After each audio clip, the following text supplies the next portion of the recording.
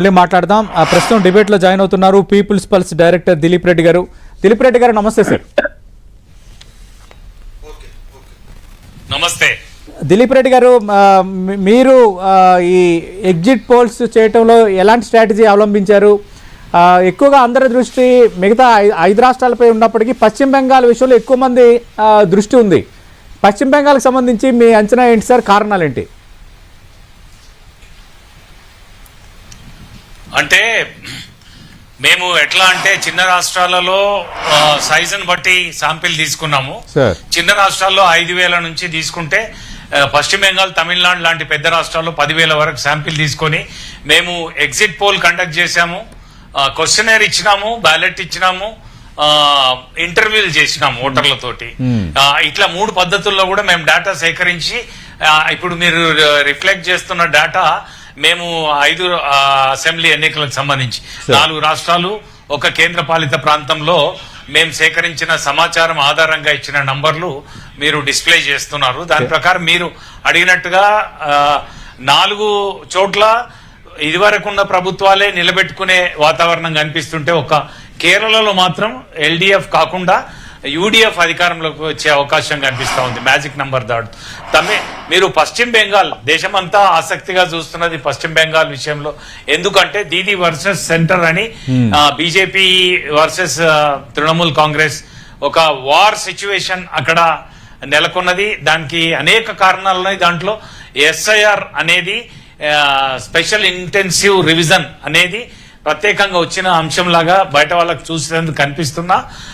గత 2 ఎలక్షన్స్, ఇప్పుడు 3 వరుసగా కన్సిక్యూటివ్ 3 ఎలక్షన్స్ లో కూడా Bharatiya Janata party over power చేయడానికి ప్రయత్నం చేసింది. ఈసారి భారతీయ జనతా పార్టీ మా అంచనా ప్రకారం కూడా నంబర్లు పెంచుకొని 95 to 110 వరకు వచ్చే ఆస్కారం ఉంది. కానీ కిందటిసారి 215 స్థానాలు గెలిచిన తృణమూల్ కాంగ్రెస్ కొంచెం సంఖ్య తగ్గి వాళ్ళు ఈసారి 177 నుంచి 187 స్థానాలు గెలిచే ఆస్కారం ఉంది. తృణమూల్ తగ్గుతున్నా, భారతీయ జనతా పార్టీ పెరుగుతున్నా తిరిగి 4వసారి మమతా ముఖ్యమంత్రి అయ్యే ఆస్కారమే కనిపిస్తా ఉంది పశ్చిమ బెంగాల్. రైట్. దిలీప్ రెడ్డి గారు ఎట్లా అర్థం చేసుకోవాలి సార్? గతంలో లెఫ్ట్ ప్రభుత్వాలు కూడా 20 ఏళ్ళకి పైగా అక్కడ అధికారం చలాయించాయి. బట్ మమతా 3 సార్లు అధికారంలో ఉంది. ఇప్పుడు 4వసారి మళ్ళీ వస్తుందనడానికి అసలు ఎందుకు బెంగాల్ ప్రజలు ఆ తరహా తీర్పు ఇవ్వటానికి మెయిన్ రీజన్ ఏమై ఉండొచ్చు? అంటే 1-2 ఉన్నాయి సతీష్. ఇక్కడ మనం గత 10-15 సంవత్సరాలు ఎస్పెషల్లీ 15-20 ఇయర్స్ భారతదేశ రాజకీయాలను కనుక గమనిస్తే ఒక నేరేటివ్ బేస్డ్ నేరేటివ్ అంటే ఎవరు పకడ్బందీగా ఒక సమాచారాన్ని పబ్లిక్ లోకి తీసుకువెళ్లి వాళ్ళని విశ్వసింప చేయగలుగుతారు అనే దాన్ని బట్టి కూడా ఫలితాలు వస్తున్నాయి. Electioneering become very important. అయితే ఎలక్షనీరింగ్ ఒకవైపు, నేరేటివ్ ఒకవైపు 2 సింక్రనైజ్ అయిన చోట ఇప్పుడు వెస్ట్ బెంగాల్ తీసుకుంటే మనం ఎస్ఐఆర్ అంటున్నాం. ఎస్ఐఆర్ ఒక ఫ్యాక్టరే నిజమే, కానీ ఎస్ఐఆర్ ని ఎవరు ఎట్లా రిసీవ్ చేసుకున్నారు ఓటర్లు అనేది కూడా ఇంపార్టెంటే. ఇవాళ 90% దాటి ఓటింగ్ జరుగుతుంది. ఓవర్వెల్మింగ్ ఓటింగ్ అంటే ఒకప్పుడు మనం 10-15 సంవత్సరాలు 20 సంవత్సరాల కింద ఏమనుకునేది, ఓటింగ్ ఎక్కువ శాతం జరిగితే అది యాంటీ ఎస్టాబ్లిష్మెంట్ సంకేతం కనుక అపోజిషన్ పార్టీస్ లబ్ధి పొందడానికి ఆస్కారం ఉంటది, రూలింగ్ కి వ్యతిరేకంగా ఉంటది అని అనుకుంటాం. కానీ మనం హర్యానాలోనో, జార్ఖండ్ లోనో, మహారాష్ట్రలోనో చూసిన ఫలితాలు చూస్తే increased percentage doesn't mean that opposition will win. కొన్నిసార్లు ఉన్న ప్రభుత్వాలు కూడా కన్సాలిడేట్ కావచ్చు. ఇక్కడ ఏంటి ఫ్యాక్టర్ అంటే మీరు అన్నట్టుగానే బెంగాలీ ప్రజల్లో ఓపిక కొంచెం ఎక్కువ. ఇమ్మీడియట్ గా చేంజ్ ని కోరుకోకపోవచ్చు. మనం 25 సంవత్సరాలు కాంగ్రెస్ కి ఇస్తే, ఒక 30 సంవత్సరాలు కమ్యూనిస్టులకు ఇస్తే, ఇప్పుడు మమతా వచ్చిన నుంచి ఇది 4వసారి అవుతుంది. వాళ్ళు అట్లా క్రమంగా పరిణామం చెందుతున్నారేమో, మార్పులు కూడా అంత వేగంగా రావట్లేదేమో అనేది ఒకటైతే, ఈ ఎన్నికను మమతా ఎట్లా తయారు చేసింది అంటే Bengal local versus government of India and BJP and NDA అనే తరహాలో తీసుకొచ్చి నాన్ బీజేపీ గవర్నమెంట్ల పట్ల భారతీయ జనతా పార్టీ వివక్షతోటి ఉంది కనుక బెంగాల్ ప్రైడ్ ని తీసుకొని మనం మన రాష్ట్రాన్ని అభివృద్ధి చేసుకోవాలంటే గట్టిగా నిలబడాలి. బీజేపీ చేతిలోకి వెళ్ళనీయకూడదు అని ఒక క్యాంపెయిన్ చేసింది.